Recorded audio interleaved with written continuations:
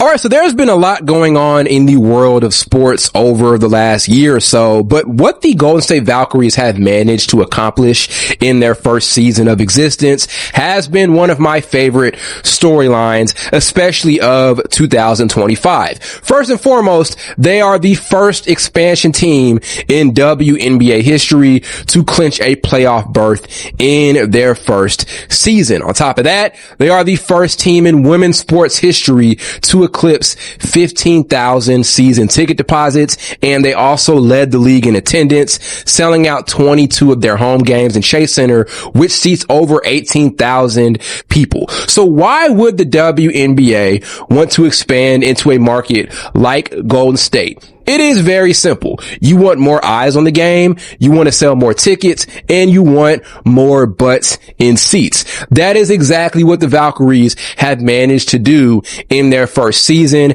They have given off this amazing return on investment, and it does signal a very positive sign for the WNBA as they continue to expand into new markets and into new states across the country. They're going to continue to see a lot of success, and the Valkyries are the prime example of that. Even with them being a massive market like Golden State, still this level of growth and success is extremely exciting. Now, let's talk about what this team has done specifically from a basketball standpoint, because I do think that is the most important thing. First and foremost, if you're not able to put a competitive team out there, then people are not going to buy tickets and people are not going to watch. This team is not comprised of a ton of former all WNBA players or WNBA All-Stars. They're comprised primarily of a ton of former role players, former six women, and also a few rookies sprinkled in there as well. And this shows off this universal truth that exists in all of sports, whether it's the NBA, the NHL, MLB, NFL, WNBA, whatever the case may be. If you are a professional athlete playing in a premier sports league, you are one of the best in your sport in the entire world. It just all comes down to opportunity.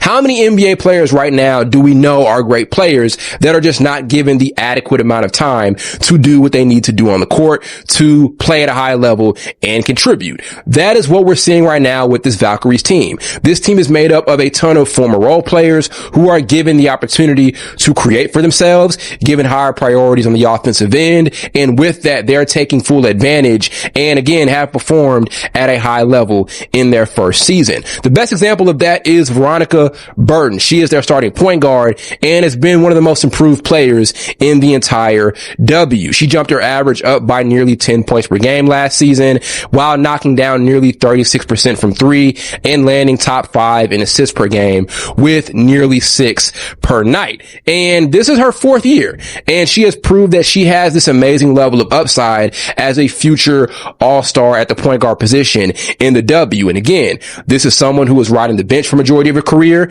never averaged over 5 points per game, but was given the opportunity, and with that took full advantage and became one of the most solid point guards in the entire league. Kayla Thornton as well. Prior to this season, she was never an all-star. She was solid and did have some solid years, but she came in this year and ended up leading the team in points, rebounds, and steals, and became an all-star for the first time in her career. Now, she did end up getting hurt and had a season-ending injury, but again, prime example of a player who was given the opportunity to contribute and takes full advantage of just that. And speaking a bit to Kayla Thornton as well, another thing that's been really impressive about this team is the fact that they still maintain their solidity with Kayla Thornton's injury. This is again a team that is made up of a ton of former role players who also lost their best player mid-season and was able to stay solid and clinch their playoff berth. Again, on top of them being made up of a ton of former WNBA role players and 6 women and some rookies, they managed to stay solid and have this good showing throughout the league, and also did it while playing for a significant part of the year without their best offensive player in Kayla Thornton. And what's also impressive is how they're winning games. They're primarily getting it done with a strong defensive attack. And while this team has been great, obviously they are not a stellar offensive team with stellar superstar level offensive talent. There's no Nafisa Collier on this team. There's no Asia Wilson on this team. There's no Ryan Howard on this team. There's no Kelly Kelsey Plum. There's no Rakia Jackson. They're having to primarily win games due to their defense. That happens a ton with teams that don't have these elaborate, amazing, elite level offenses. So they've turned it over to an elite defensive attack, ranking 4th in defensive rating, number 1 in opponents' points in the paint, and also top 3 in defensive rebounding percentage and defensive rebounds, which those last 2 stats are so important because defensive rebounding goes overlooked a ton. And I get it, right? You got points and assists and the addition of a heavy usage of spacing in the three-pointer over the last couple of years. People forget about the importance of defensive rebounding.